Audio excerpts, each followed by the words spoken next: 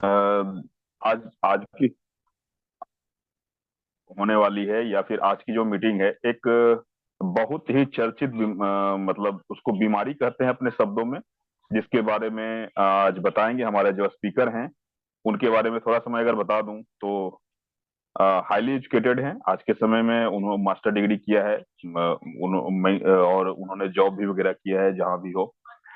Specially क्या है कि वो स्किन केयर प्रॉब्लम के बारे में बहुत अच्छी तरीके से समझते हैं। टॉपिक भी है वो एक तरह से स्किन केयर की है। अगर मैं मेडिकल टर्म की, मेडिकल लाइन की बात, मतलब मेडिकल शब्दों में अगर बात करूं तो उस समस्या को मतलब जो बोलते हैं वो स्किन से रिलेटेड है। थोड़ा बहुत अगर समझते होंगे तो मैं चर्म रोग कह सकता हूँ, या फिर आप सोरेसिस का नाम लेते हैं, उस तरह की कोई समस्या है, मिलता जुलता उसी से है। और इस बारे में हमारे स्पीकर बताएंगे, जिनका नाम है इकबाल सर। और मैंने उनके बारे में बता ही दिया।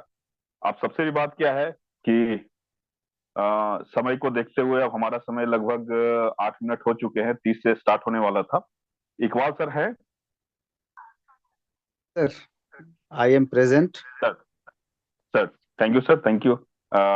तो मैं अब अपने शब्दों में क्या बोलूं, उनके बारे में मैंने बता दिया। और जो चीज मुझे अब लोगों को जो समझना है, जो जानना है, अब उन्हीं के मुंह से सुनेंगे सबसे पहले। और दूसरा क्या है कि अगर माइक, अगर सर ने अगर अनम्यूट का ऑप्शन दिया हुआ है तो जिनको जरूरत है वही ऑन करेंगे, और जिनको जरूरत नहीं है वो ऑन नहीं करेंगे। पूछना होगा तो हैंड रेज करेंगे या फिर मैसेज करेंगे, उसको पिक करके उस क्वेश्चन को, डाउट को क्लियर किया जाएगा सर के द्वारा। तो देर नहीं करते हैं। आप लोगों के कि मैं सर को माइक हैंड ओवर करूं, तो वेलकम करेंगे सर, इकबाल सर का। Welcome sir, hand hand over mic to you. Thank you, Ravi sir, and thank you, uh, Ravinder sir.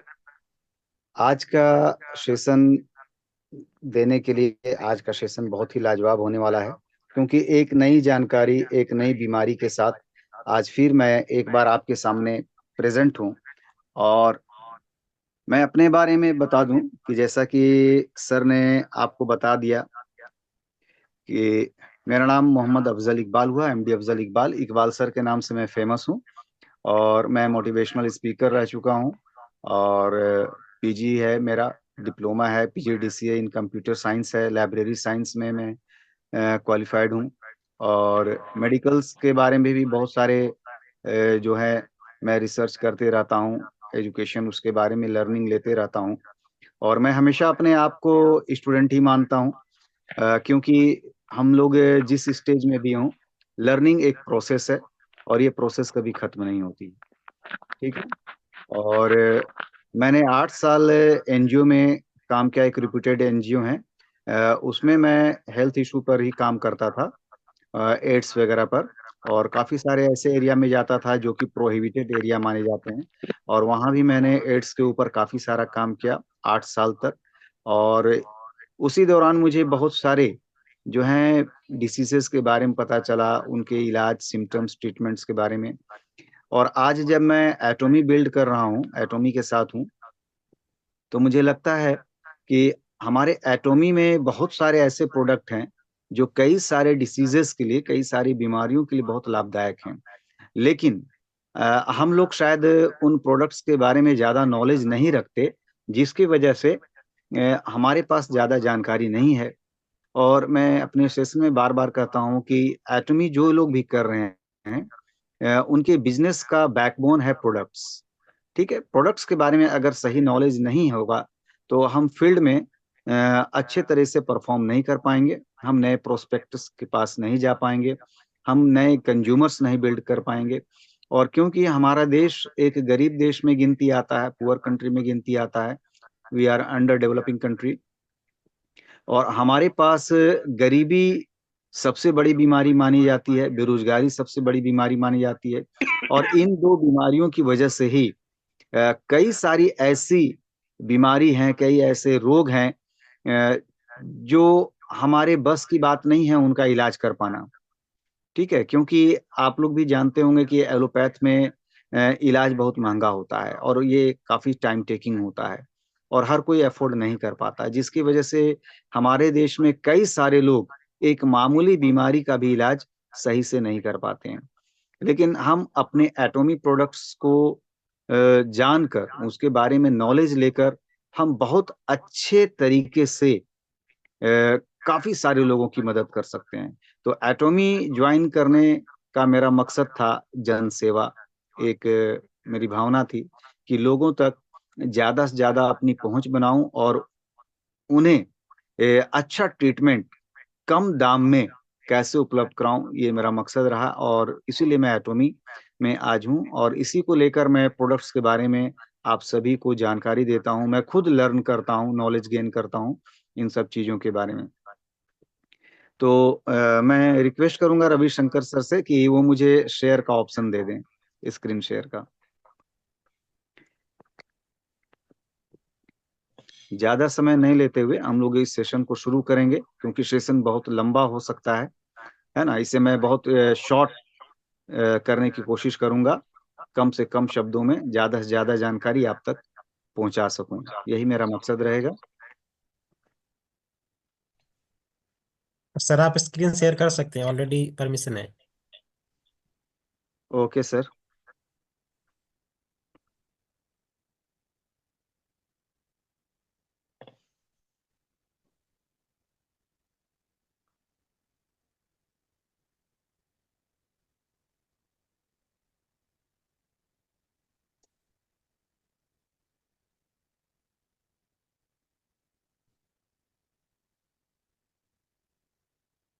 Screen सभी को नजर आ रही है?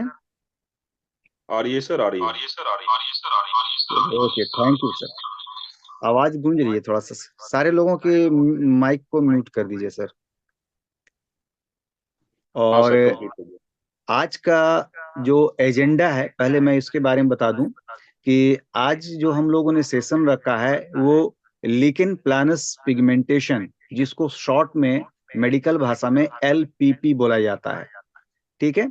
और ये पूरा सेशन इसी के ऊपर फोकस रहेगा कि ये बीमारी क्या है ना, इसके कारण क्या हैं, की कॉजेज ऑफ एलपीपी क्या है और इसके अर्ली सिम्टम्स क्या हैं, कैसे हम लोग पहचानेंगे कि हमें एलपीपी यानी कि लिंकन प्लानस पिगमेंटेशन होना शुरू हो चुका है। और चौथा है कि इसके प्रिकॉशंस क्या लेने चाहिए, यानी कि इससे बचने के उपाय क्या हैं, कि हम शुरुआती लक्षण में ही इसको समझकर इसका इलाज कर सकें या प्रिकॉशन ले सकें, इससे बच सकें। और इसका सबसे इफेक्टिव ट्रीटमेंट ऑप्शंस हमारे पास क्या है, हम इसको कैसे ठीक कर सकते हैं।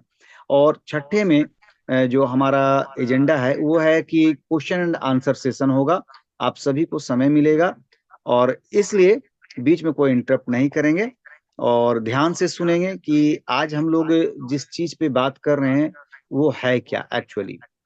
तो लिंकन प्लानस एक ऐसी बीमारी है जो हमारे स्किन से रिलेटेड है और इस लिंकन प्लानस पिगमेंटेशन के बारे में 2022 और 23 में 2015 में एक रिपोर्ट आई थी और वो रिपोर्ट के आधार पर ही मैं आज आप लोगों को जानकारी दूंगा, क्योंकि ये जो रिपोर्ट है ये कोई मामूली प्रैक्टिशनर या और कोई जो होते हैं उन सब की तरफ से नहीं है। ये बहुत ही ज्यादा जो है वो रिनोन्ड और रिफेम्ड पर्सनालिटीज हैं, ये डॉक्टर्स हैं, डर्मेटोलॉजिस्ट हैं, जनरल प्रैक्टिशनर हैं, ऑस्ट्रेलिया के डॉक्टर जैक्विलिन चेन। और इन्होंने 2022 में अपना जो है मेडिकल रिपोर्ट दिया था और एक मेडिकल जर्नल में इनका रिपोर्ट प्रकाशित हुआ था। उसके बाद प्रोफेसर आमांडा ऑकले हैं, ये डर्मेटोलॉजिस्ट हैं न्यूजीलैंड के, इनकी रिपोर्ट आई थी 2015 में जो मेडिकल जर्नल में आपको मिल जाएगा। उसके बाद डॉक्टर जिंगलिू जो रेसिडेंट मेडिकल ऑफिसर हैं ऑस्ट्रेलिया में, इन्होंने भी 2023 में इसके ऊपर एक स्टडी की थी इस डिसीज के ऊपर और उनका भी जो है रिपोर्ट जो है वो स्टडी वो जर्नल में आ चुका है।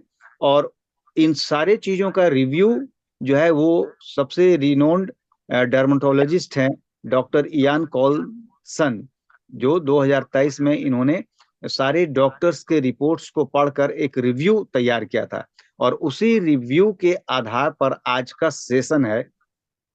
और इस सेशन को अब मैं आगे बढ़ाते हुए आपको जानकारी देता हूं। 1974 में सबसे पहले इस बीमारी के बारे में जिक्र किया गया था।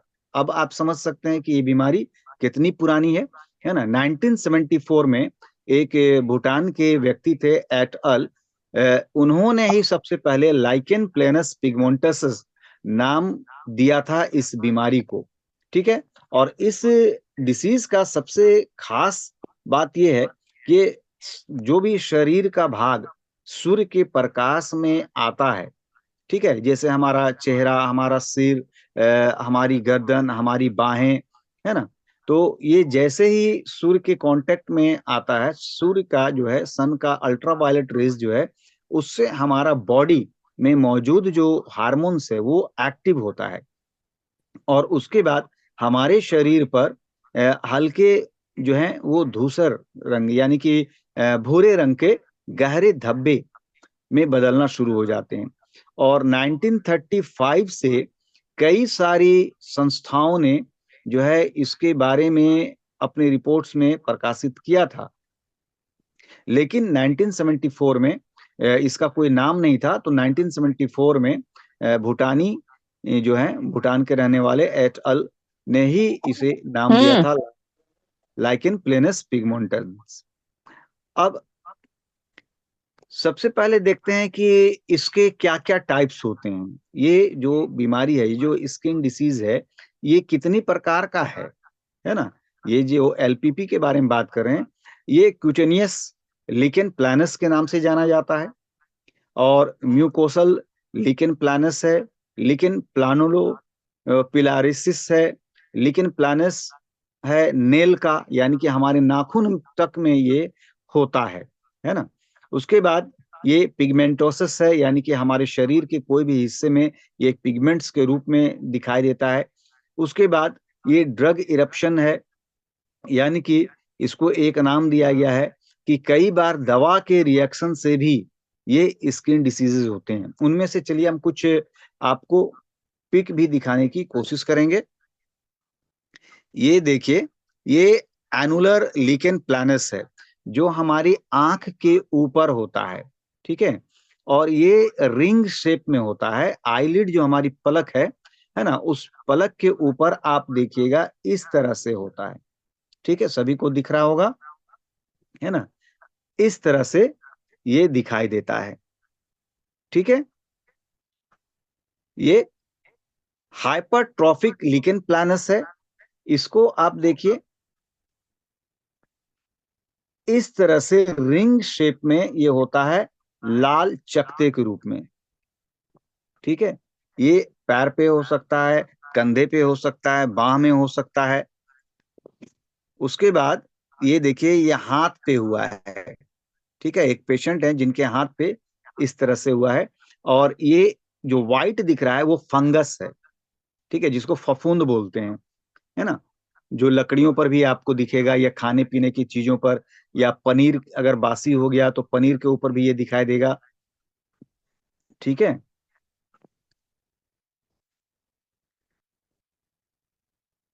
उसके बाद आप देखिए ये पैर पर, ठीक है, ये प्लेक टाइप से जम चुका है, ये पर्पल कलर का हो जाता है। ये देखिए, पहले व्हाइट था, है ना, उसके बाद पैर पे ये देखिए ये पर्पल कलर का है, ठीक है। इसे एक्जिमा के रूप में हम लोग पुकारते हैं, लेकिन ये एक्जिमा नहीं है, ठीक है, एक्जिमा दूसरा होता है। अब ये देखिए, ये भी पैर पर ही है, ये इस तरह का शेप में है। उसके बाद ये पिगमेंटोसिस है, लिकेन प्लानस पिगमेंटोसिस, जो एल बुटानी ने नाम दिया था। ये देखिए घुटने के ऊपर, ठीक है, इसमें कई बार घाव जैसे गहराई तक में ये चला जाता है, उसके बाद एक्टिव लीकेन प्लानस जो है, यहाँ पर आप देखिए ये सूजन के रूप में घुटने पर है। ठीक है, ये ब्लैक हो चुका है। ठीक है, ये आपको डॉटेड टाइप का बूंदा बूंदा आपको दिखेगा। ये देखिए, ये भी लीकेन प्लानस का ही एक लक्षण है, ये सिम्टम्स है। पहले ये इस तरह से छोटा छोटा होता है ना। कई बार हम लोग इसको गलतफहमी ले लेते हैं कि मच्छर ने काटा होगा, किसी कीड़े ने काटा होगा, इसलिए ऐसा हो गया है। लेकिन ये अर्ली सिम्टम्स हैं हमारे लीकेन प्लानस का। अब यहाँ पे आप देखिए पॉपुलर लीकेन प्लानस। ठीक है, ये हाथ में आप देखिए इस तरह से होता है। ठीक है, ये कलाई के ऊपर दिख रहा है, ये कलाई के ऊपर है ना, ये कलाई के ऊपर है। ये रेडनेस, ये ज्यादातर लोगों में इसी कलर का पाया जाता है, इसी तरह से। ये देखिए, ठीक है, ये चपटा होता है और ये पॉलीगोनल फॉर्म में होता है, बूंदा बूंदा टाइप से, है ना। ये देखिए, इसका एक रूप ये भी दिखा रहे हैं। ये देखिए, ठीक है।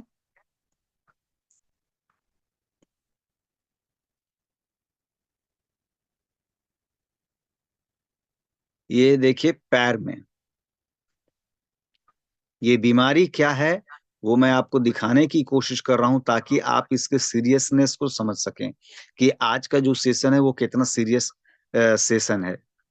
ठीक है, ये देखिए, ये पीठ पर है। ठीक है, एक पेशेंट है, उनके पीठ पर ये हुआ है।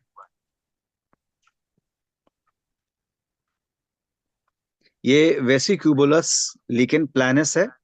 ये जब अपना भयावह रूप लेता है तब ये इस तरह से दिखता है। ठीक है, ये पूरे फुट को, पूरे पैर को क्रैक करता है। ठीक है, ये देखिए इसका रूप, ये अपने सीवियर पोजीशन में है, यानी कि ये अपने चरम पर पहुंच चुका है। ठीक है, ये देखिए हाथ पर, है ना, इस तरह से ये पिंक कलर का है और पूरा हाथ, हाथ जो है वो पपड़ी की तरह सूख जाता है, पापड़ की तरह सूखा और कड़ा हो जाता है। और ये काफी इसमें जो है वो खुजलाहट आती है, ईचिंग आती है। ये देखिए, ये चरम पूरे बॉडी पर ये आ चुका है। ठीक है, ये पूरी बॉडी को अफेक्टेड कर चुका है इस तरह से। ये पेशेंट, इस तरह का एक पेशेंट हमारे पास अभी रिसेंट में मौजूद है, जिसका ट्रीटमेंट मैं कर रहा हूं। ठीक है, ये जोस्ट्रीफोरम लीकेन प्लानस है और ये जो है वो लीनियर प्लेग के रूप में होता है, यानी कि एक लाइन में ये होता है। ये देखिए, है ना, एक जगह शुरू होगा, उसके बाद धीरे धीरे धीरे धीरे ये एक लाइन में सीध में बढ़ते चला जाता है। ये हाथ के ऊपर है।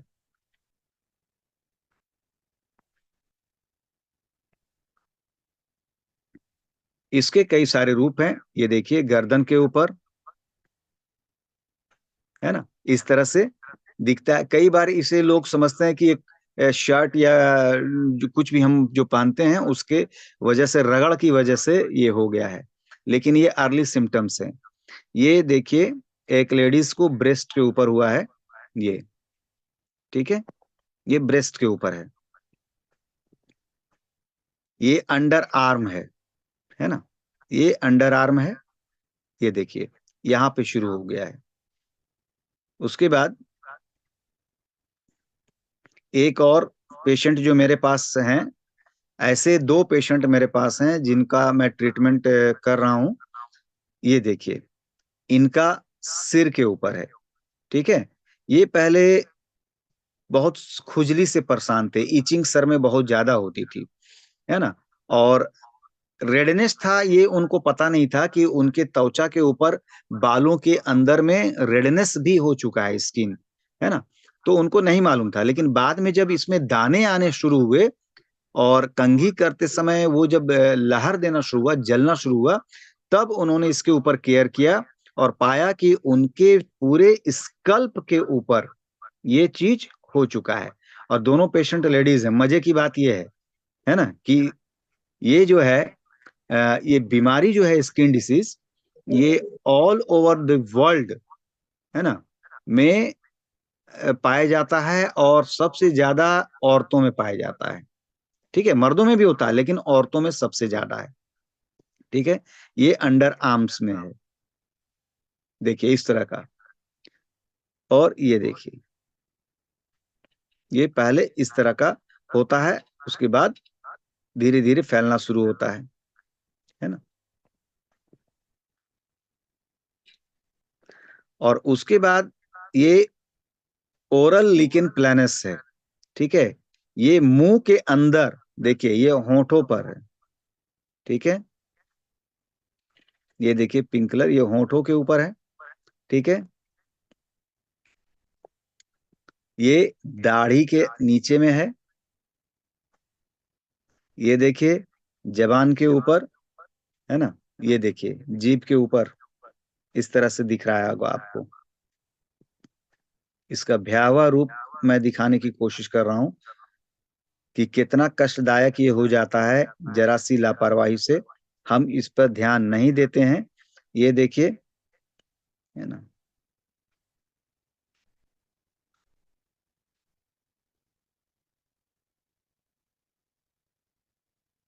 ये जीभ,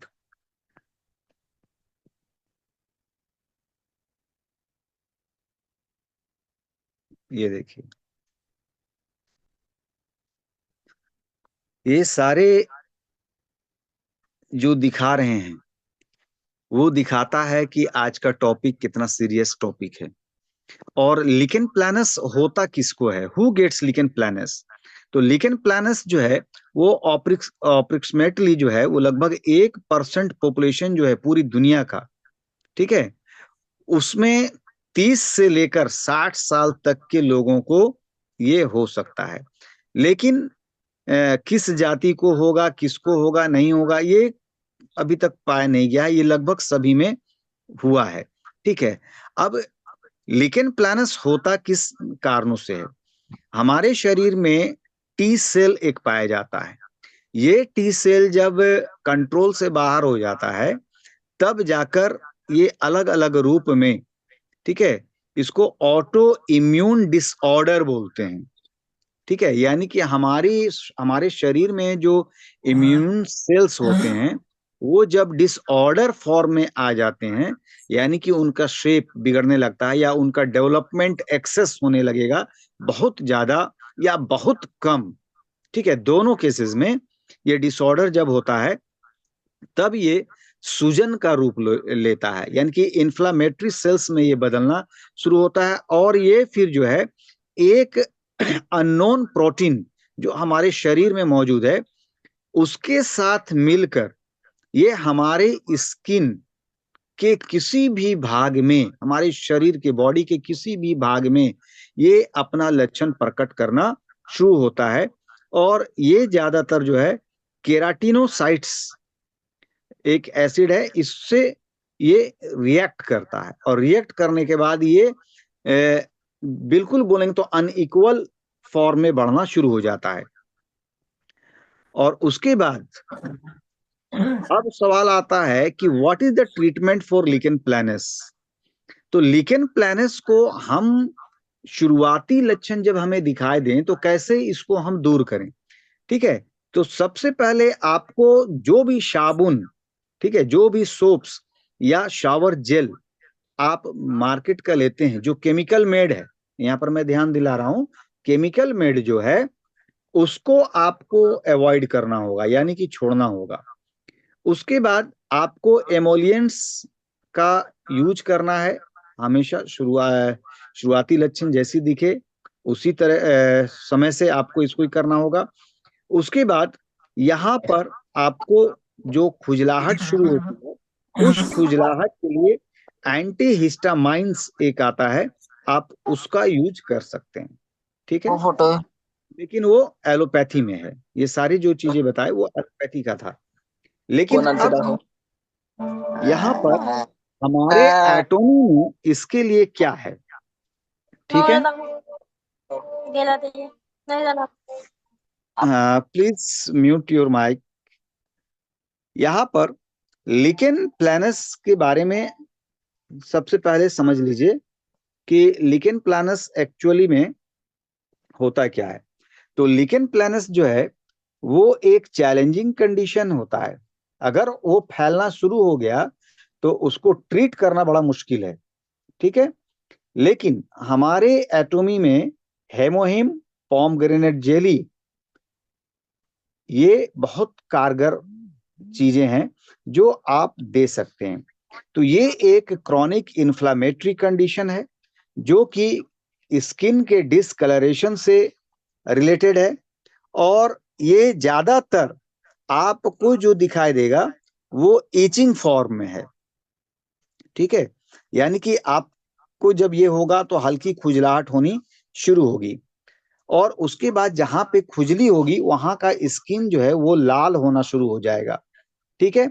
और कुछ दिनों के बाद वहां पर दाने दिखने शुरू होंगे, है ना, छोटे छोटे छोटे छोटे दाने, और वो रिंग शेप में हो जाएगा, ठीक है। हेमोहिम जो है एक हर्बल सप्लीमेंट है, ये हम सब जानते हैं।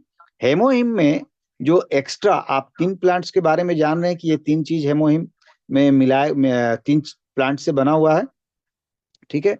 उसमें ginseng, aloe vera, green tea extract और दूसरे प्लांट्स के डेराइव्स इसमें शामिल किए जाते हैं हेमोहिम में। और हेमोहिम जो है वो एंटी इंफ्लामेटरी प्रॉपर्टीज रखता है, यानी कि सूजन कम करने वाले प्रॉपर्टीज हेमोहिम में है। उसके बाद एंटीऑक्सीडेंट्स का काम करता है हेमोहिम। उसके बाद हमारे इम्यून सिस्टम को मॉड्यूलाइज करता है, यानी कि बूस्टअप करता है, नए तरीके से इम्यून सेल्स को बनाने की कोशिश करता है। एटॉमी का पॉमग्रेनेट जेली जो है अगर हम हेमोहिम के साथ में देते हैं तो याद रखिएगा कि एटॉमी का पॉमग्रेनेट जेली जो है वो कई सारे फ्रूट्स का मिक्स्ड होता है ना। तो उसमें पॉमग्रेनेट, अनार का तो एक्सट्रैक्ट होता ही है, विटामिन सी होता है, ग्रेप सीड है हमारे पॉमग्रेनेट जेली में, और ग्रीन टी एक्सट्रैक्ट है। और एलपीपी के लिए ये बहुत फायदेमंद है, यानी कि लिकेन प्लैनस पिगमेंटेशन नाम की जो स्किन डिसीज के बारे में हम लोग बात कर रहे हैं उसके लिए बहुत फायदेमंद है, क्योंकि इसमें भी एंटीऑक्सीडेंट है, एंटी इंफ्लामेटरी इफेक्ट्स है, कोलाजेन प्रोडक्शन इनहेंसमेंट है, यानी कि हमारे शरीर में जो भी कलर होता है, जो शरीर का कलर है उसके लिए और स्किन के लिए कोलेजन का होना बहुत जरूरी होता है। और ये कोलेजन हमारे शरीर में मौजूद है, लेकिन किसी में कम किसी में ज्यादा होता है इसका प्रोडक्शन। तो कोलेजन प्रोडक्शन को भी ये इनहेंस करता है पॉमग्रेनेट जेली। और उसके बाद स्किन को प्रोटेक्ट करने का काम करता है, स्किन को रिजुविनेट करने का काम करता है।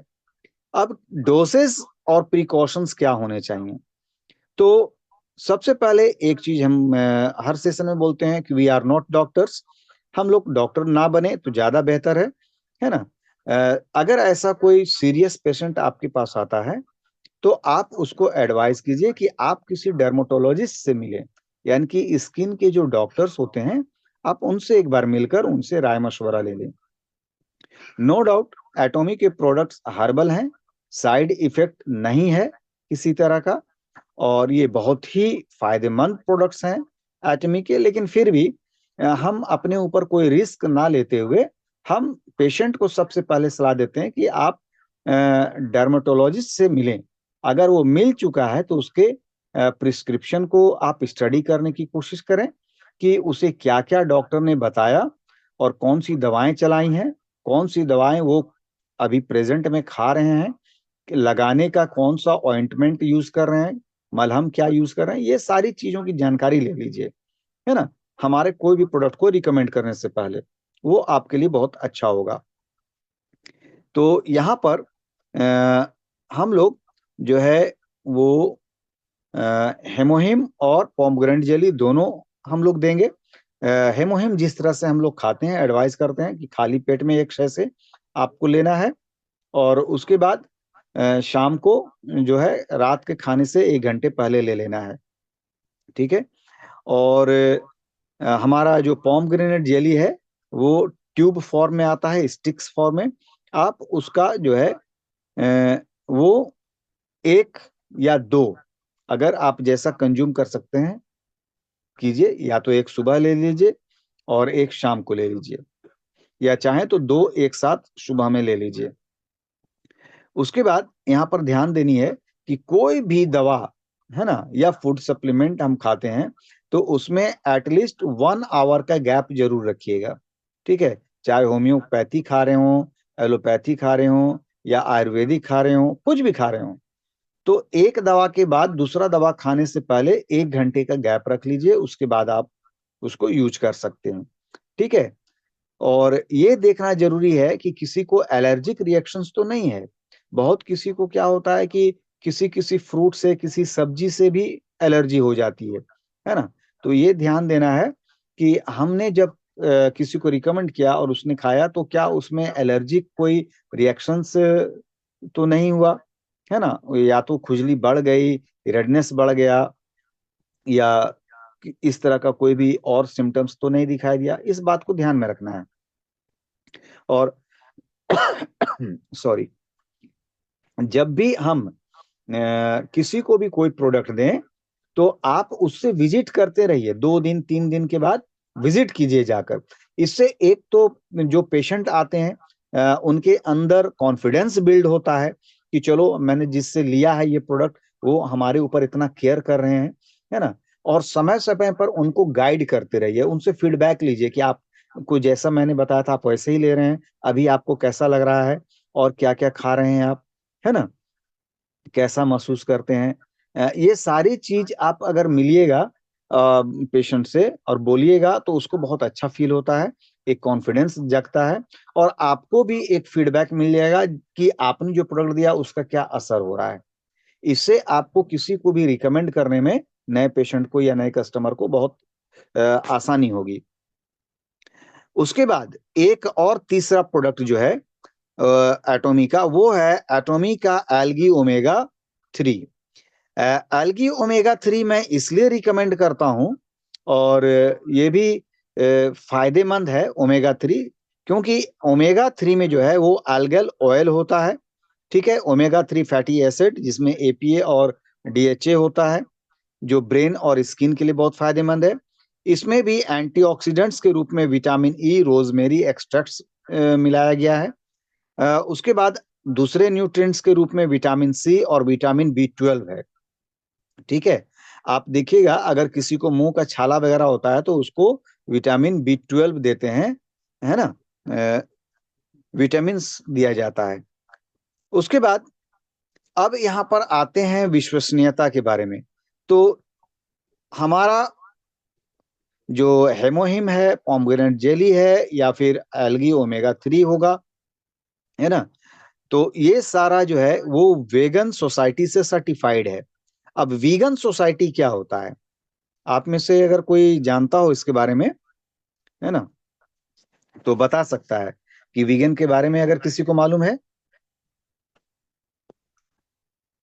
कोई भी अपना माइक को अनम्यूट करके बता सकते हैं कि अगर वीगन के बारे में किसी को कोई नॉलेज है।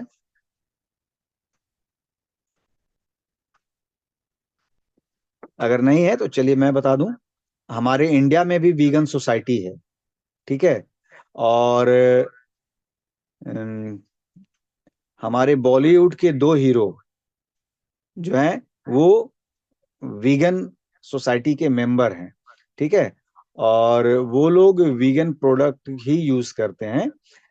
एक तो हमारे अक्षय कुमार हो गए, और एक हमारे हो गए अजय देवगन साहब, ठीक है। ये दोनों जो है वो वीगन लवर्स हैं, यानी कि वीगन प्रोडक्ट्स ही यूज करते हैं। वीगन का मतलब होता है नो डेयरी प्रोडक्ट्स, यानी कि जानवरों का कोई भी इवन दूध तक शामिल नहीं किया गया हो, ठीक है, उसे ही वीगन सोसाइटी के मेंबर्स के रूप में हम लोग जानते हैं। वीगन प्रोडक्ट्स वही होता है जिसमें कोई भी डेयरी प्रोडक्ट्स नहीं मिलाया गया हो, यानी कि किसी भी तरह के दूध का इस्तेमाल, जानवरों के दूध का इस्तेमाल ना किया गया हो।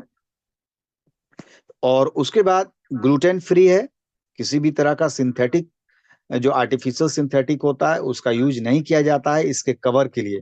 आपको ओमेगा 3 के बारे में मैंने आपको जानकारी दी थी कि ओमेगा 3 का जो कवर बनता है वो भी प्लांट से बनता है, ठीक है, एक रूट है उससे बनता है। उसके बाद ये नॉन जीएमओ है, यानी कि इसमें किसी भी तरह का कोई भी केमिकल का इस्तेमाल नहीं किया गया है, जनरल मेडिकल ऑर्डर से ये। उसके बाद जीएमपी, गुड मैन्युफैक्चरिंग प्रैक्टिस का इस्तेमाल किया गया है। ये 4 सर्टिफिकेट्स हमारे प्रोडक्ट्स को मिले हुए हैं, इसलिए आप इसका यूज कर सकते हैं। एटॉमी का एल्गी ओमेगा 3 जो है वो एलपीपी ट्रीटमेंट के लिए बहुत ही फायदेमंद है, क्योंकि इसमें एंटी इंफ्लामेटरी और एंटी ऑक्सीडेंट मौजूद है, जो बहुत ही फायदेमंद होता है एलपीपी के ट्रीटमेंट के लिए। लेकिन किसी को भी कुछ भी प्रोडक्ट, मैं फिर कह रहा हूं, देने से पहले एक बार उनको एडवाइस कीजिए कि आप अपने डर्मेटोलॉजिस्ट से या फिर अपने डॉक्टर से, हेल्थ केयर डॉक्टर से मिल लें, ठीक है। अब हम लोग लेते हैं, ये तो हमने बताया खाने वाला चीज कि आप एलपीपी के पेशेंट को क्या दे सकते हैं खाने के लिए। लेकिन दूसरा जो सेकंड पहलू है इसका, वो बहुत इंपॉर्टेंट है लगाने के लिए, एक्सटर्नल यूज के लिए। तो हमारा एटॉमी का जो बॉडी क्लींजर है ये बहुत फायदेमंद होता है लिकेन प्लैनस पिगमेंटेशन को दूर करने के लिए, ठीक है, या उसको कंट्रोल करने के लिए। और एटॉमी के बॉडी क्लींजर में नेचुरल प्लांट एक्सट्रैक्ट्स है, जैसे एलोवेरा और ग्रीन टी मौजूद है। मॉइस्चराइजिंग एजेंट्स, एलपीपी के लिए मॉइस्चराइजिंग होना बहुत जरूरी है, क्योंकि वो सूखता है और सूखने के बाद वो बहुत ही जलन और क्या बोलेंगे उसको, ईचिंग आता है, तो मॉइस्चराइज करना जरूरी है। तो हमारे एटॉमी के बॉडी क्लींजर में मॉइस्चराइजिंग एजेंट्स हैं, जैसे ग्लिसरीन और पैंथेनॉल मौजूद है। और उसके बाद इसमें सूथिंग एजेंट्स, यानी कि बहुत ही आराम लगता है, आपको ठंडक लगता है, उसके लिए इसमें चैमोमिल और लेवेंडर का यूज किया गया है। ये फूल हैं, ये 2 फूल का यूज किया गया है। ये एलपीपी के लिए कैसे बेनिफिट होता है बॉडी क्लींजर, है ना, इसको भी समझ लीजिए। बॉडी क्लींजर जो है वो क्योंकि नेचुरल प्रोडक्ट से बनता है, प्लांट से बनता है, फूल से बनता है, इसलिए इसमें जेंटल क्लींजिंग एजेंट है, यानी कि ये बहुत ही स्मूथ वे में सफाई करने का काम करता है। ये जो केमिकल की वजह से रैशेस आ जाते हैं उससे बचाने का काम करता है, इरिटेशन को रिड्यूस करता है ना, खुजलाहट को कम करता है। उसके बाद स्किन को जो है बहुत आराम पहुंचाता है, और जो डिस्कम्फर्ट हमको मौजूद महसूस होता है एलपीपी की वजह से, ईचिंग की वजह से, रेडनेस की वजह से, है ना, उसमें ये काफी फायदेमंद है। ये स्किन को हाइड्रेट करने का काम, यानी कि मॉइस्चराइज करने का काम, ड्राइनेस को कम करने का काम, फ्लैकीनेस को कम करने का काम करता है हमारा बॉडी क्लींजर। उसके बाद इसमें भी एंटी इंफ्लामेटरी प्रॉपर्टीज है। ये इसमें से प्लांट के एक्सट्रैक्ट्स शामिल किए गए हैं, जिसकी वजह से सूजन कम करने का भी ये काम करता है, ठीक है। तो यहाँ पर जब आप बॉडी क्लींजर देंगे किसी को, तो याद रखिएगा कि बॉडी क्लींजर जो है वो सूजन कम करेगा, रेडनेस को कम करेगा, स्वेलिंग को कम करेगा, ये ईचिंग को खत्म करने का काम करता है, खुजलाहट को, और ये क्वालिटी ऑफ लाइफ को इंप्रूव करता है, किसी भी तरह के इन्फेक्शन से बचाता है हमारा एटॉमी का बॉडी क्लींजर, ठीक है। ये स्किन बैरियर के रूप में फंक्शन करता है, यानी कि ये हमारे ऊपरी त्वचा के रक्षक के रूप में काम करता है। और ये जो है हाइपर पिगमेंटेशन, यानी कि जो दाग धब्बे स्किन पर हो जाते हैं लेकिन प्लानस पिगमेंटेशन की वजह से दाग जो रह जाता है खुजलाहट करने की वजह से, उसको भी ये खत्म करता है। और ये जो है हमारे स्किन को रिजुविनेट करता है, यानी कि स्किन जो डैमेज हुआ है उसको ये फिर से रिपेयर करने का काम करता है। उसके बाद यहाँ पर इसको यूज कैसे किया जाता है बॉडी क्लींजर को, ऐसे पेशेंट के लिए स्पेशली। सबसे पहले ल्यूकवार्म वाटर यानी कि सुसुम पानी में, हल्के गर्म पानी से बॉडी को धोया जाता है ना, साफ किया जाता है, ताकि ऊपर जो भी डर्ट वगैरह अगर जमी हो तो वो निकल जाए। उसके बाद जो भी अफेक्टेड एरिया है वहां पे इसको लगा के हल्के जेंटली मसाज किया जाता है, हल्के हल्के हाथों से, है ना, जिस तरह से साबुन लगाते हैं उस तरह से इसको लिया जाता है। उसके बाद जब पूरे बॉडी में जहां जहां हुआ है उसमें बॉडी क्लींजर लगाने के बाद थोड़ी देर के बाद इसको हम लोग धो लेते हैं। ठीक है, बहुत अच्छे से इसको धो लेना है। और फिर इसको रगड़ कर साफ नहीं करना है, जैसे हम लोग तौलिया से एकदम पूरा रगड़ रगड़ के पोंछते हैं, वैसा नहीं। हल्के से थपथपा कर, है ना, कॉटन से या तौलिए से या टिश्यू पेपर से बॉडी को सुखाना है, इसको रगड़ना नहीं है। ठीक है, और इसके बाद आपको मॉइस्चराइजर का इस्तेमाल करना है। ठीक है, एटॉमी का बॉडी लोशन इसके लिए बहुत फायदेमंद चीज था, लेकिन अभी हमारे साइट से उसे हटाया गया है, क्योंकि उस पे और ज्यादा काम हो रहा है। बॉडी लोशन को और ज्यादा नए इंग्रेडिएंट के साथ उसको तैयार किया जा रहा है, ताकि वो और ज्यादा हमारे लिए बेनिफिशियल साबित हो। वो बहुत जल्द आएगा। तो बॉडी लोशन आप दे सकते हैं बॉडी क्लींजर यूज करने के बाद। ठीक है, यहाँ पे याद रखिएगा कि जब भी हम किसी को बॉडी क्लींजर ऐसे पेशेंट को देते हैं और यूज करने के लिए बोलते हैं, तो उनको आप पैच टेस्ट करने के लिए जरूर बोलिए। पैच टेस्ट का मतलब होता है कि कहीं पर भी जो स्किन में अच्छा है उस पे वो बॉडी क्लींजर को लगाएं और 10 मिनट छोड़ दें। आप देखिए 10 मिनट के बाद वहां पर किसी तरह का कोई रिएक्शन तो नहीं हुआ। अगर नहीं हुआ है तो वो पूरे बॉडी पे इसको अप्लाई कर सकते हैं। अगर वहां पर ड्राइनेस आ गया बॉडी क्लींजर लगाने के बाद या इचिंग आ रहा है, तो फिर उसको मना कर देना है कि आप नहीं लगाइए। ठीक है, ये प्रिकॉशन है, हालांकि ऐसा नहीं होता है। हमारा बॉडी क्लींजर बहुत अच्छा है, लेकिन प्रिकॉशन के तौर पर आप पेशेंट को, जो भी पेशेंट होगा उसको आप ये जरूर बोलिए कि उसको थोड़ा सा जो स्किन हेल्दी है वहां पे लगाकर आप इसको 10 मिनट छोड़ दीजिए, और 10 मिनट के बाद देखिए कि कुछ असर तो नहीं हुआ। अगर कोई रिएक्शन नहीं है तो आप अप्लाई कर सकते हैं। ठीक है, अब एटॉमी का बॉडी क्लींजर ही क्यों अप्लाई करना चाहिए, उसके लिए मैं बता दूं कि एटॉमी के बॉडी क्लींजर को भी 4 सर्टिफिकेट्स मिले हुए हैं। ठीक है, ये हाइपो एलर्जेनिक, ठीक है, यानी कि ये जो है किसी भी तरह का एलर्जी कॉज नहीं करता है, उसका सर्टिफिकेट है। उसके बाद नन कोमोडोजेनिक है, ये किसी भी तरह से स्किन को नुकसान नहीं पहुंचाता है। ठीक है, उसके बाद पीएच बैलेंस्ड इसमें बहुत अच्छा है, और ये हमारे स्किन के लिए बहुत फायदेमंद है, इसका सर्टिफिकेट भी है। और उसके बाद क्रुएल्टी फ्री का मतलब होता है ये किसी भी तरह के जानवर पर टेस्ट नहीं किया गया है, और ये पूरी तरह से प्लांट बेस्ड बॉडी क्लींजर है, नेचुरल है। ठीक है, अब यहाँ पर एक चीज का ध्यान दीजिएगा कि इसको कॉम्बिनेशन थेरेपी बोलते हैं। अगर हम इस तरह के पेशेंट को अगर बॉडी क्लींजर के, एटॉमी का बॉडी क्लींजर हम रिकमेंड कर रहे हैं, तो उसको आप कहिए कि आप जो भी ऑइंटमेंट, जो भी मलहम लगाते हैं, उसको लगाने से पहले एटॉमी के बॉडी क्लींजर से साफ कर लें। ठीक है, ऑरल मेडिकेशंस नहीं करना है। अगर आप इसको मुंह में ले लेते हैं, अंदर चला जाता है, तो नुकसान तो खैर नहीं करेगा, लेकिन ध्यान रखना है कि इसको नहीं करना है। और अगर कोई मुंह से खाने वाली दवा खा रहे हैं, है ना, तो आप ध्यान दीजिएगा कि बॉडी क्लींजर को 1 घंटे का गैप में ही यूज करना है। यानी कि आपने दवा खा ली तो उसके 1 घंटे के बाद ही आप बॉडी क्लींजर अप्लाई कीजिए और कोई मलहम लगाइएगा।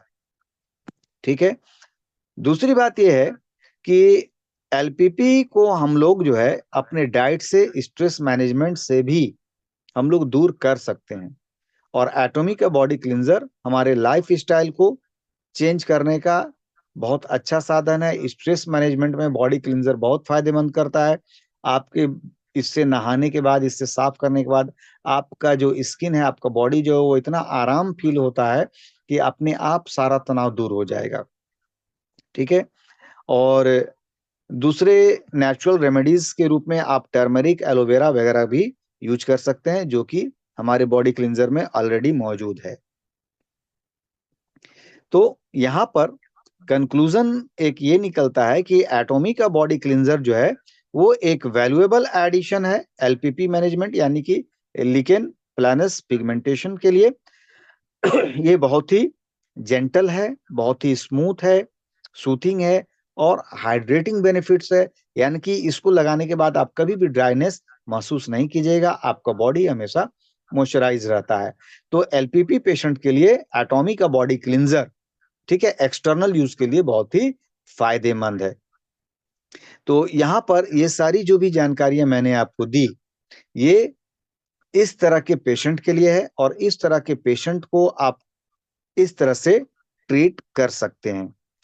तो यहाँ पर अब हम लोग चलते हैं back to Ravi sir. Ravi sir, अब आप वापस आ सकते हैं। Thank you sir, thank you sir. बहुत बहुत धन्यवाद सर। और मुझे लगता है कि जितने सारे पार्टिसिपेंट मौजूद हैं, सभी लोगों ने बहुत ध्यान से सुना।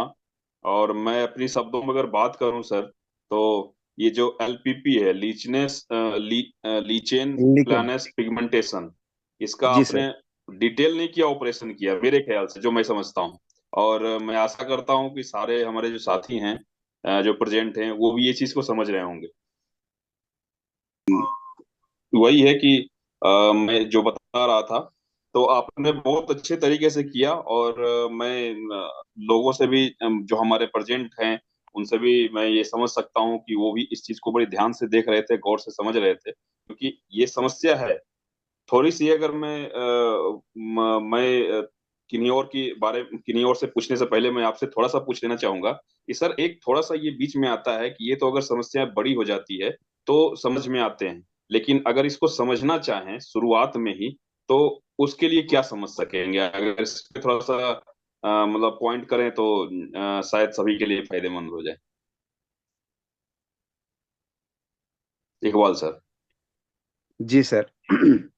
देखिए, यहाँ पे एक चीज हम लोग को ध्यान देने की बात है कि ज्यादातर बीमारी जो होती है ना, वो हमारी लापरवाही की वजह से बढ़ जाती है। ठीक है। जी। और एलपीपी ऐसी कोई बहुत बड़ी बीमारी नहीं है अगर देखा जाए तो।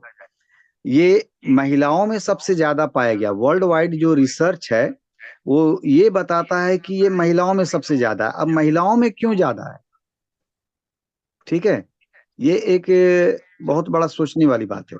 लेकिन जो स्टडी है वो ये बताती है कि महिलाएं अपने ऊपर बहुत ज्यादा ध्यान नहीं देती हैं, है ना, साफ सफाई को लेकर।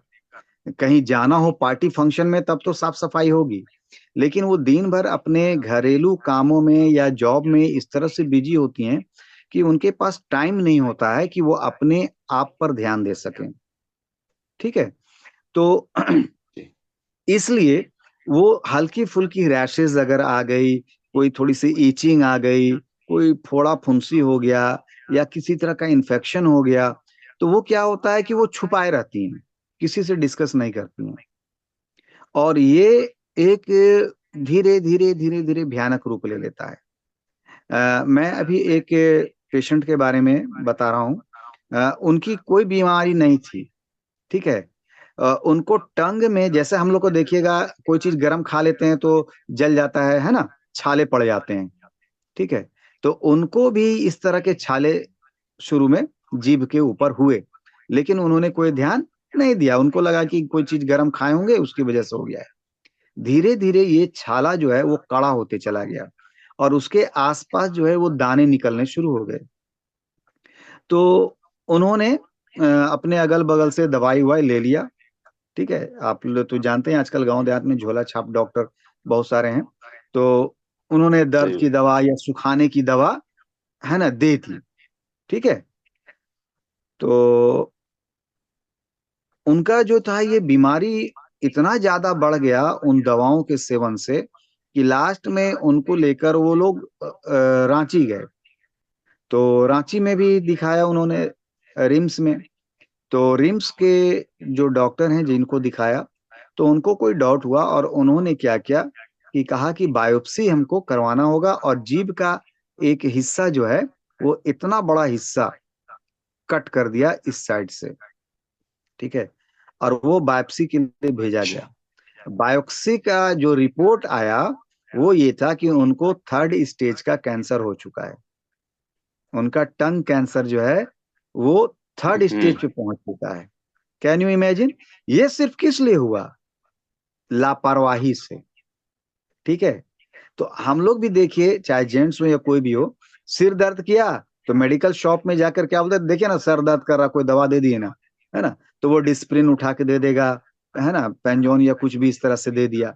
ठीक है। पेट दर्द है तो पेट दर्द का दवा दे दिया, सबसे पहले तो गैस का दवा दे देता है। ठीक है। तो आज WHO जो रिकमेंड करता है वो ये रिकमेंड करता है कि किसी को भी ब्रेन, पेट या इस तरह की कोई भी बीमारी हो तो आपको 7 टेस्ट करवाने हैं। ठीक है। 7 टेस्ट आपका मस्ट होता है। ये 7 टेस्ट करवाए बिना आप किसी को भी कोई भी मेडिकेशन नहीं प्रिस्क्राइब कर सकते हैं। लेकिन जनरली क्या है कि ये 7 टेस्ट 20 से 25 हजार रुपए का है टोटल, जो कि एक आम गरीब आदमी अफोर्ड नहीं कर सकता है। और वो क्या करता है इस खर्चे से बचने के लिए जिससे तिससे दवा लेकर अपना काम चलाते रहता है। और ये इतना सही ज्यादा बात। बढ़ जाता है कि वो फिर आउट ऑफ कंट्रोल हो जाता है। हमारा एक स्टूडेंट 2 साल पहले हमारे स्कूल का था, 8 क्लास का बच्चा था, बहुत बहुत खूबसूरत बच्चा, क्रिकेट खेलने में बहुत माहिर था, पढ़ाई लिखाई में भी अच्छा था। ठीक है। और वो बच्चा जो है उसको बुखार आता था। ठीक है, ये मैं बता रहा हूँ कि बीमारी कैसे बढ़ती है। उसको बुखार आता था और हल्का सर में दर्द होता था, तो उसके पेरेंट्स क्या करते थे, उसको बुखार की दवा दिलवाते थे, है ना, पैरासीटामोल दे दिया, दर्द की दवा दे दी। लेकिन ये जब आउट ऑफ कंट्रोल होने लगा, बुखार बहुत तेज रहने लगा, बहुत दिनों तक रहने लगा, तो वो चले गए पटना। पटना महावीर कैंसर संस्थान में उनका ट्रीटमेंट होना शुरू हुआ। तो वहां भी डॉक्टरों को कुछ शक लगा और उन्होंने उसका बायोप्सी करवाया। और बायोप्सी रिपोर्ट जो आई वो ये थी कि उनको, उस बच्चे को 4th स्टेज कैंसर पहुंच चुका था, बोन मैरो कैंसर। ठीक है। और पटना से फिर वेलोर गए, वेलोर से फिर टाटा मेन हॉस्पिटल मुंबई गए, लेकिन वहां से भी जवाब दे दिया। लास्ट में यहाँ आए, फिर आयुर्वेदिक चला कुछ दिन। तो 1-2 महीने के बाद बच्चा रिकवर हो गया। मैं जब मुंबई से आए थे लोग रिटर्न, तो मैं मिलने गया था, वो गोरा बच्चा एकदम काला पड़ चुका था और ऐसा लगता था जैसे स्केलेटन के ऊपर कोई चमड़ा लपेटा हुआ हो। और वो बच्चा 2 महीने के बाद डेथ कर गया। ये किस लिए हुआ? लापरवाही की वजह से हुआ, है ना। अगर शुरू में ही उसे बड़े डॉक्टर से, कोई सर्जन से दिखाते तो शायद वो बच्चा आज हमारे बीच मौजूद रहता, लेकिन ऐसा नहीं हो सका। तो जितने भी बीमारियां हैं, ठीक है, वो क्यूरेबल है। ऐसा नहीं है कि वो आउट ऑफ कंट्रोल है, कैंसर क्यूरेबल है। ठीक है। लेकिन कब? जब आप इसको फर्स्ट स्टेज में ही डिटेक्ट कर लें, है ना। अभी आप लोगों ने सही। सुना होगा कि सिद्धू जी की पत्नी जो है ना, नवजोत सिद्धू जी की वाइफ जो है, वो कैंसर से फाइट करके वो वापस आ चुकी हैं। अब उनको कैंसर नहीं है, डॉक्टरों ने डिक्लेयर कर दिया कैंसर खत्म हो चुका है। तो कैसे उन्होंने किया? फर्स्ट स्टेज में ही उन्होंने प्रिकॉशंस लेने शुरू किए, डाइट लेना शुरू किया, हेल्दी डाइट, और वो ठीक हो गई हैं। इट मीन्स कि कैंसर डेडलीस्ट डिसीज नहीं है, वो क्यूरेबल है, आप घर में भी ठीक कर सकते हो। लेकिन आप जागरूक रहोगे तब, अवेयर रहोगे तब, है ना। तो कोई भी बीमारी बीमारी नहीं है, बीमारी हम उसे बना देते हैं। ठीक है। तो एलपीपी सही बात। कोई बड़ी बीमारी नहीं है। और एलपीपी एक और बता दूं कि डायरेक्ट सन के कांटेक्ट में आने के बाद ये ज्यादा बढ़ता है। ठीक है। अ, हमारा सन स्क्रीन लोशन है, ठीक है, इसे लगाना चाहिए लेकिन लोग नहीं यूज करते हैं। धूप में निकलने से पहले सन स्क्रीन, क्योंकि हमारा फेस का जो स्किन होता है ये डेलिकेट है, ठीक है, बहुत ही नाजुक है। और जैसे ही सन के रेज आते हैं और वो हमारा देखिएगा ब्लैकिशपन बढ़ने लगता है। इट मीन्स कि हमारा हार्मोनल डिसबैलेंस हो जाता है, यानी कि अल्ट्रावायलेट रेज से के कांटेक्ट में आने से हमारी बॉडी में रिएक्शन होने शुरू हो जाते हैं। तो उससे बचाव है, या तो आप छाता लेकर निकलिए, अम्ब्रेला यूज कीजिए धूप में निकलने से पहले, या सनस्क्रीन लगा लीजिए। लेकिन हम ऐसा करेंगे नहीं, है ना, और ये बीमारी बढ़ जाएगी।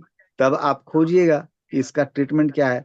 तो एक बार ये बढ़ गया, जैसा मैंने अभी दिखाया था, ये सीवियर कंडीशन में अगर आ गया तो इसका ट्रीटमेंट बहुत ही मुश्किल है ना। डर्मेटोलॉजिस्ट के पास भी इसका ट्रीटमेंट ना के बराबर है, अगर ये सीवियर कंडीशन में आ जाता है तब। चल, थैंक यू ठीक सर। है। सही बात है। अगर शुरुआत में ही समझ में आ जाए तो आगे की जो परेशानियां होती है वो झेलना बंद हो जाता है।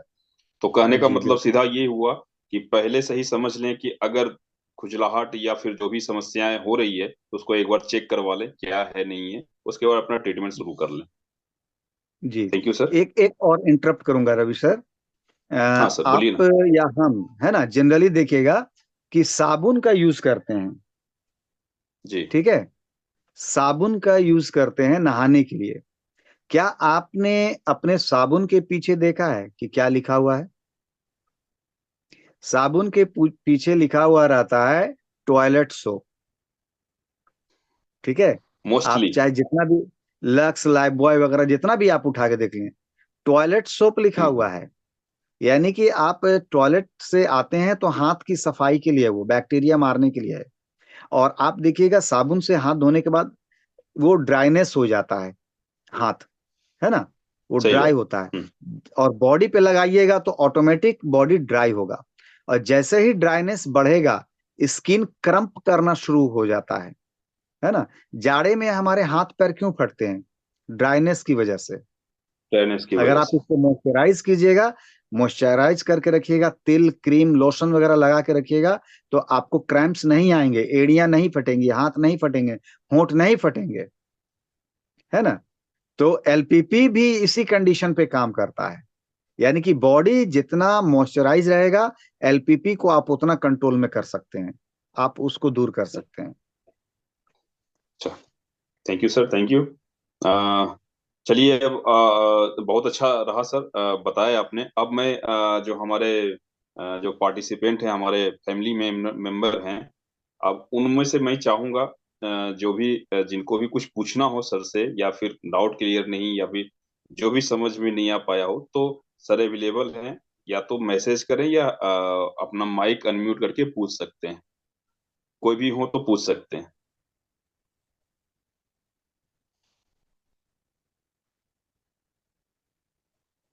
जिनको भी कुछ पूछना है पूछ लीजिए। संजय सर ने हैंड रेज किया है। हाँ सर, आप माइक को अनम्यूट करें सर, आपको दिया हुआ है। चलिए, सबसे पहले आज के जो सेशन के लिए जो है हम इकबाल सर को बहुत बहुत धन्यवाद देते हैं। और इसलिए कि इतना बहुत ही नॉलेजेबल सेशन रहा है आज, और एक एक चीज हमने जो देखा और सुना, वाकई में हम सभी लोगों की प्रारंभिक लापरवाही की वजह से इस प्रकार की डिजीज हम लोगों के बीच गंभीर रूप दिखाई पड़ने लगती है। तो जिस तरह से इन्होंने हर प्रकार का जो है नॉलेज देने का काम किया है, वह वाकई में हम सभी लोगों के लिए बहुत ही जबरदस्त नॉलेज का सेशन रहा। और जिस तरह से हम सभी लोग इनसे लाभ लिए, ये बहुत ही मेहनत कर करके इस प्रकार का सेशन अटेंड करते हैं, सेशन लेते हैं हम लोगों के लिए। तो बहुत बहुत धन्यवाद इकबाल सर। और आपने जितनी भी प्रकार का जो है इससे बचाव के लिए, इनके जो है यूज के लिए, मतलब इस बीमारी के लिए, एलपीपी के लिए, जो हम लोगों के लिए जो हर पहलू है, हर पहलू को आपने जो है कवर करने का काम किया। तो मुझे नहीं लग रहा है कि हाँ सभी लोगों के पास किसी प्रकार का क्वेश्चन बचा होगा एलपीपी को लेकर के। अगर है तो उनसे जरूर ले लिया जाए। Thank you Ravi sir, over to all.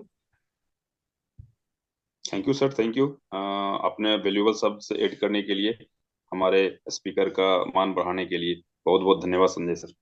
अ, ये सर क्वेश्चन आया है किन्हीं अभिषेक कुमार जी ने भेजा है। शरीर पे मौसम के हिसाब से शरीर पर चिकोटा क्यों पड़ता है, खास करके मॉर्निंग के टाइम पर होता है, ऐसा कुछ है क्या सर इसमें? इकबाल सर। अ, देखिए ये चीज जो है ना, कि चिकोटा क्यों होता है मॉर्निंग के टाइम में, ठीक है। तो ये एक्चुअली जुड़ा होता है कि हम नींद कैसा लेते हैं, कितनी देर लेते हैं, ठीक है। उसके बाद हम क्या खाते हैं, और हमारा जो भी फिजिकल एक्टिविटी है, ठीक है, इससे रिलेटेड है। जैसे अगर आप नींद का जो समय है आपका, ठीक है, जनरल नींद का समय जो होता है वो 8 घंटे है, ठीक है। एडल्ट्स लोग 6 घंटे भी अगर सो लेते हैं तो बहुत काफी होता है। तो अगर नींद में कमी आ जाएगी तो यहाँ पर आपको सुबह में ये चीज महसूस होगा। जब आप पूरा नींद लीजिएगा भरपूर, यानी कि 8 घंटे का भरपूर नींद आप लेते हैं और नींद अपने आप जब सुबह में खुलेगी, तब आपको ये समस्या नहीं होगी।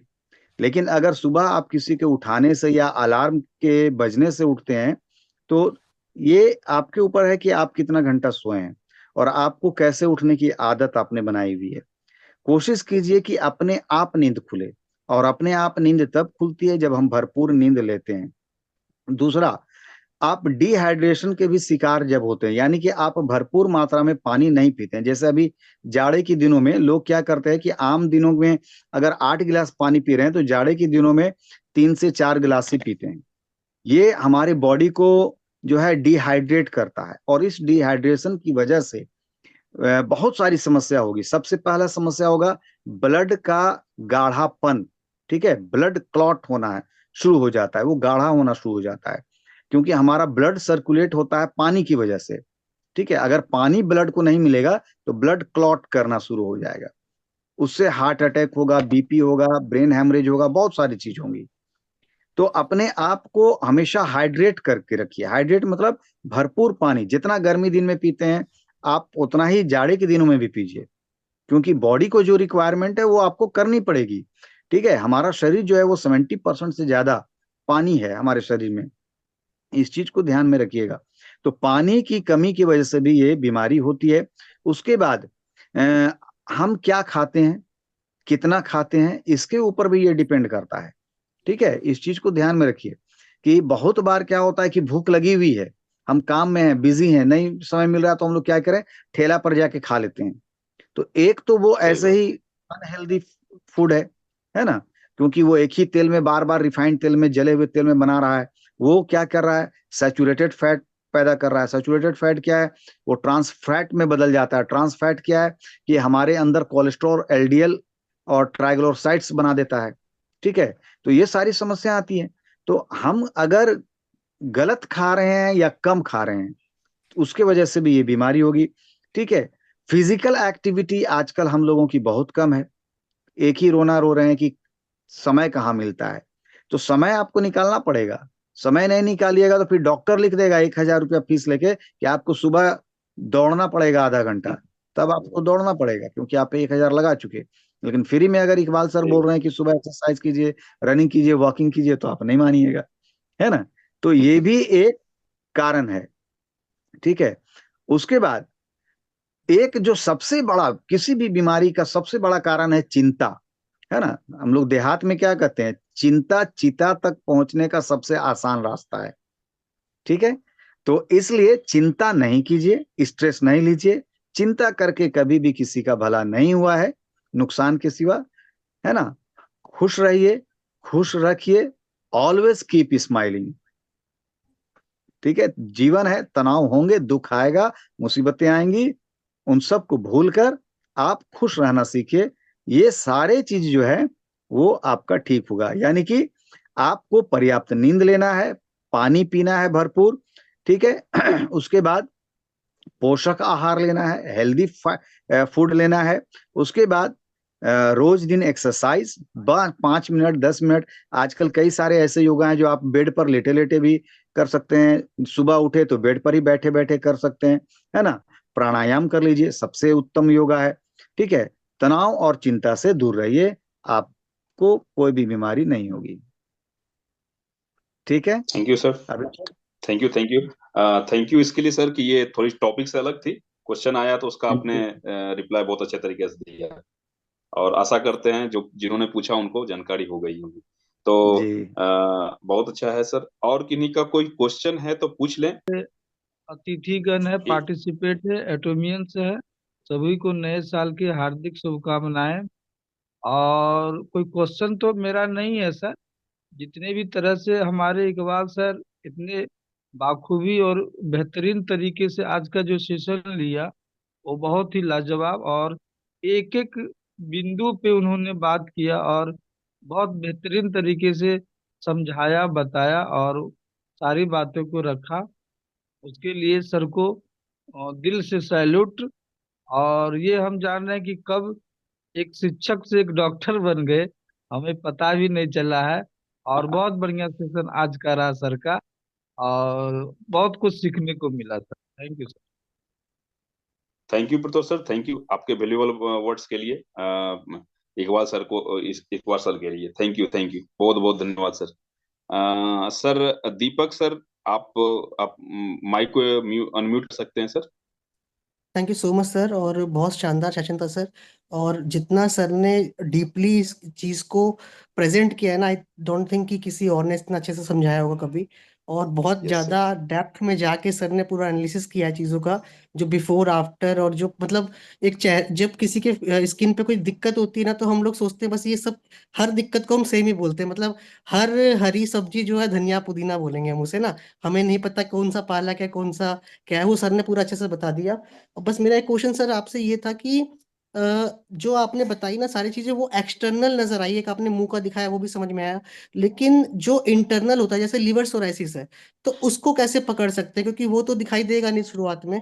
तो उसके लिए क्या मतलब तरीका है कि अंदर हमारे ये जो बाहर हो रहा है तो मालूम पड़ गया, लेकिन जो इंटरनल होगा उसकी उसको कैसे आइडेंटिफाई करें, और उसके लिए क्या सॉल्यूशन रह सकता है, क्योंकि बाहर में तो हम लोग बॉडी लोशन है, बॉडी जो ये अपना क्लींजर है वो हम यूज करते हैं, ठीक है साथ में, लेकिन अंदर के लिए हमें कैसे कैसे क्या क्या चीजें करनी होंगी सर, तो वो थोड़ा सा आप अगर बता देंगे तो अच्छा रहेगा थोड़ा। Thank you definitely. So much sir. जी। इकबाल सर इस पे थोड़ा सा पॉइंट डालेंगे, इकबाल सर।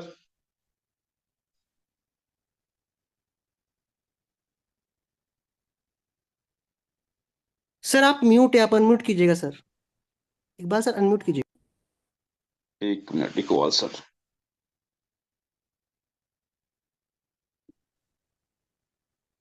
हाँ सर। अभी आवाज आ रही है?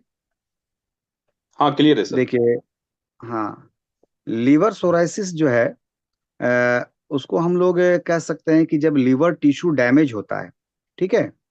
तो डैमेज होने का मतलब है कि लीवर सोराइसिस कई सारी जो है वो सिम्टम्स आएंगे उसके। सबसे पहला सिम्टम्स तो एक ये होता है कि हमें खाना हजम नहीं होता है, उल्टी हमेशा आएगी, वोमिटिंग आनी शुरू होती है, ठीक है।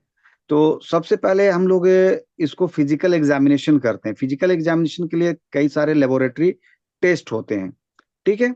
वो हम करवाएंगे तो हमको पता चलेगा। लेकिन कैसे शुरू हो रहा है ना, शुरू होने के समय तो हम सीधे नहीं जाते हैं लैब के पास, है ना। जैसा मैंने बताया कि शुरू शुरू में हम लोग हर चीज को इग्नोर कर देते हैं। तो घर में ही कैसे हम आइडेंटिफाई करें कि हमें लीवर सोराइसिस है। सबसे पहले तो आपको जो है वो काफी थकावट और कमजोरी महसूस होनी शुरू होगी, ठीक है। आप कितना भी आराम कर लें लेकिन आपकी थकावट नहीं जाएगी, ठीक है। उसके बाद आपको भूख लगना बंद हो जाएगा, यानी कि लॉस ऑफ एपेटाइट इसको बोलते हैं इंग्लिश में, ठीक है। यानी कि आपको खाने के प्रति अरुचि पैदा हो जाएगी और आपका वजन घटना शुरू हो जाएगा। उसके बाद आपको हमेशा हर वक्त कोई भी चीज स्मेल आ गई या कोई भी चीज आपने देख लिया तो आपको वोमिटिंग टाइप की आएगी, नौसिया महसूस होने से लगेगा, है ना। हमेशा आपको ये चीज होगा। उसके बाद हमेशा ऐसा लगेगा जैसे पेट में दर्द है, ठीक है, इसको हम लोग एब्डोमिनल स्वेलिंग कहते हैं। पेट में सूजन होना शुरू हो जाएगा, ठीक है, और उसकी वजह से हमेशा पेट दर्द आपको करेगा। आपको जॉन्डिस हो सकता है। लीवर सोराइसिस का एक बड़ा लक्षण है जॉन्डिस का होना, ठीक है। और जॉन्डिस का मतलब होता है आंखों में पीलापन आ जाएगा, आपके नेल्स पीले होने शुरू हो जाएंगे, ठीक है। इसको आप लोग ध्यान दीजिए, ठीक है। पेशाब एकदम हल्दी कलर का होना शुरू हो जाएगा, ठीक है। इस चीज को आप लोग अगर घर में भी ध्यान देंगे तो इससे भी आपको काफी सारे ये हो जाता है। यहाँ तक कि आपका स्टूल यानी कि जो लैट्रिन है वो भी बहुत ही गाढ़े हल्दी कलर का हो जाता है, ठीक है। वो चीज हुआ। उसके बाद आपको जो है वो हल्का हल्का ब्लीडिंग आना, जब ये सीवियर कंडीशन में होगा तो मुंह से ब्लीडिंग आना शुरू होगा, स्टूल में ब्लीडिंग आना शुरू होगा, ठीक है। जब लैट्रिन करेंगे तो उसमें ब्लड आना शुरू हो जाएगा। उसके बाद आप और सीवियर पोजीशन में जब पहुंचिएगा, यानी कि इसका कंडीशन जब और खराब होता है तो आप ये दिमाग जो है काम करना बंद करता है, यानी कि ये कंफ्यूजन की स्थिति पैदा करेगा। आपको समझ नहीं आएगा हम अभी कहाँ जा रहे हैं, अभी क्या बात कर रहे थे, कौन हमसे मिला, है ना, अरे उसको पहचानते हैं लेकिन नाम क्या है, ठीक है। इस तरह का कंफ्यूजन हो जाएगा आप में, ठीक है। आपका पर्सनैलिटी चेंज होना शुरू हो जाएगा। तो इसके कई सारे कारण। अब है कि लिवर सोराइसिस होता क्यों? लिवर सोराइसिस के बहुत सारे कारण हैं। लिवर सोराइसिस सबसे ज्यादा होता है अल्कोहलिक पर्सन्स को, जो शराब का सेवन बहुत ज्यादा करते हैं, जो स्मोकिंग करते हैं, उनको ज्यादा होगा। उसके बाद हेपेटाइटिस की वजह से भी होता है, ठीक है। हेपेटाइटिस बी, हेपेटाइटिस सी अगर आपको हो गया तो लिवर सोराइसिस यानी कि सबसे पहले लिवर आपका अफेक्टेड होगा। अगर फैमिली में किसी को लिवर सोराइसिस है तो उम्मीद है कि आपको भी लिवर सोराइसिस हो सकता है, ठीक है। ये क्या बोलते हैं, जनरेशन टू जनरेशन जो है वो चल सकता है। तो यहाँ पर डॉक्टर के पास जब आप जाएंगे तो डॉक्टर सबसे पहले आपका पेट एग्जामिन करता है, ठीक है। उसके बाद आपका लीवर एनलार्जमेंट को देखता है कि लीवर का साइज कितना हुआ, कितना बढ़ा है, ठीक है। वो सब सिम्टम्स डॉक्टर ऊपर से ही देखकर समझ जाते हैं।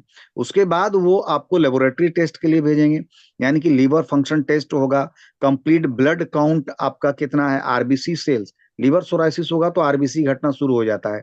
उसका ये होगा हेमोग्लोबिन का परसेंटेज कितना है वो देखेंगे।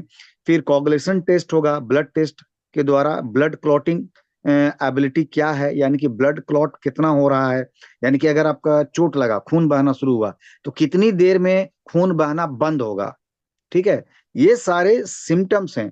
और इसके लिए सीटी स्कैन होता है, मैग्नेटिक क्या बोलते हैं, रेसोनेंस इमेजिंग जिसको एमआरआई बोलते हैं, अल्ट्रासाउंड होता है। ये सारे काफी सारी चीजें, है ना। बहुत सीवियर कंडीशन में अगर डॉक्टर को शक लगा कि लीवर कैंसर तो नहीं हो रहा है तो वो लीवर बायोप्सी के लिए भी रिकमेंड कर देंगे, ठीक है। तो ये सारी चीजें हैं।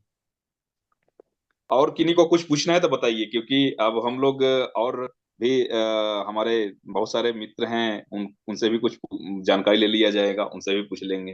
किन्हीं को पूछना है तो बोलें। किन्हीं को अब नहीं पूछना है, चलिए कोई बात नहीं। सर अब मैं चाहूंगा कि मैं अपना माइक हैंड ओवर हमारे जो ग्रेट अपलाइन हैं रविंद्र सर, मैं उनको इनवाइट करना चाहूंगा। और चाहूंगा कि वो आज के सेशन के बारे में जो सर ने बताया और बहुत कुछ लोगों को जानकारियां दी, उसके बारे में कुछ दो शब्द कहें। Sir Ravindra sir, mike hand over to you sir. हाँ, thank you sir Ravi sir, आपने हमें मौका दिया दोबारा बोलने के लिए। और आपने आज बहुत सेशन को लीड किया। और मैं इकबाल सर के बारे में बोलूँ तो मतलब है ना कि मेरे को भी जैसे तो सर ने बोला कि कब टीचर से डॉक्टर्स बन गए हमें खुद ही नहीं पता चल रहा है। और आज भी मैंने सर से बात किया तो मैं सर से पता चला कि पहले भी मेडिकल बैकग्राउंड से रह चुके हैं। तो उनके लिए आसान था हर चीज़ों के बारे में जानना और समझना। और आज उन्होंने बहुत अच्छे से हमें इस समस्या के इस नाम को भी हम पहली बार सुन रहे हैं कि लीचेन प्लानस पिगमेंटस ये कोई बीमारी होती है। और कहीं ना कहीं ये सबको भी कई सारे लोगों को पहली बार सुनने को मिला होगा ये शब्द, और हमें भी पहली बार मिला है। तो बहुत अच्छा लगा, उन्होंने डिटेल में इन चीज़ों के बारे में बताया, और हमें कहीं ना कहीं स्किन डिजीज बहुत ज़्यादा हमारी ब्यूटी पे बहुत ज़्यादा असर डालते हैं, और हमारे पूरे बॉडी में कहीं पे भी अगर हो जाता है तो कहीं ना कहीं हमें उस पे कहीं जाते हैं तो अपने आप को ही ऐसा लगता है कि अपने आप को मतलब एक डल महसूस करते हैं, क्या कहेंगे। और बहुत अच्छा रहा सेशन आज का, और हमें लगता है आज के सेशन में जितने भी पार्टिसिपेंट जुड़े हैं उनको भी मतलब नॉलेज मिला होगा, कुछ लोगों को पहले से नॉलेज होगा, उनका रिमाइंड हुआ होगा। और तो थैंक यू एक बार सर, आज आपने दिल से पूरा तोड़ तोड़ के बताया, बहुत सारी चीज़ें डिटेल में बताई हैं। और इकबाल सर का जब भी सेशन होता है इसी तरह का नॉलेजेबल सेशन होता है, वो चाहे जो भी टॉपिक हो, चाहे प्लान से रिलेटेड हो, चाहे एजुकेशन से रिलेटेड हो, या चाहे मोटिवेशन से रिलेटेड हो, हर एक टॉपिक पे मतलब वो डिटेल्स में डिस्कस करते हैं। आज उन्होंने अपनी स्किन डिजीज पे बहुत अच्छे से डिटेल में बताया, उसके लिए बहुत बहुत धन्यवाद, थैंक यू। और सर थैंक के यू लिए सर। मैं क्या बोलूँ, ज़्यादा बोलेंगे तो सेशन का इम्पोर्टेंस खत्म हो जाएगा, इस करके अब मैं ज़्यादा शब्द नहीं बोलेंगे। अगर किसी का कोई क्वेश्चन है तो ले सकते हैं, नहीं तो हम लोग मीटिंग को विराम करें, समय ज़्यादा हो गया है। कंपनी के मोटो से प्लीज बता हम लोग सर। सेशन को एंड कर दें। Yes yes. यही शुरुआत बढ़िया होगी ना। यस जी यस बिल्कुल। स्टार्ट एंड लास्ट दोनों में होना चाहिए। बिल्कुल बिल्कुल सर। ठीक, thank you. Ravindra sir, company के अ, मोटो के साथ हम लोग बंद करें अपने सेशन को। मुझे लगता है कि अब हम लोग का 10 बजने वाला है, टाइम भी है, ओवर हो रहे हैं मतलब। वैसे तो बिल्कुल सर, मीटिंग का बिल्कुल टाइम हम लोग ओवर होता कंपनी नहीं का है। मोटो। हो गया, बंद कराएं मोटो हाँ के सर, हाँ बिल्कुल साथ। सर। सर, कंपनी का मोटो। बिल्कुल सर। आप सब लोग मोटो के लिए रेडी हैं? Yes. Yes yes sir. Yes सब यस। अपना mic Yes, carry the sir. Unmute spirit, कर लेंगे sir. Create the Carry vision, the spirit, create the vision, follow the face serve follow the follow the face face. Serve Come the on, people. come on, let's Let's play. play. जय Shri Ram. Thank you. Absolutely. के साथ जरूरी sir, जरूर मोटो जब जरूर। बोलने से जोश आएगा लोगों को। Hundred thank you. Percent sir. Sir great morning, great more earning, thank you all of you. Thank you sir. Thank you. Good good morning morning sir, good morning. एडोमियंस। Good morning, good morning. Sir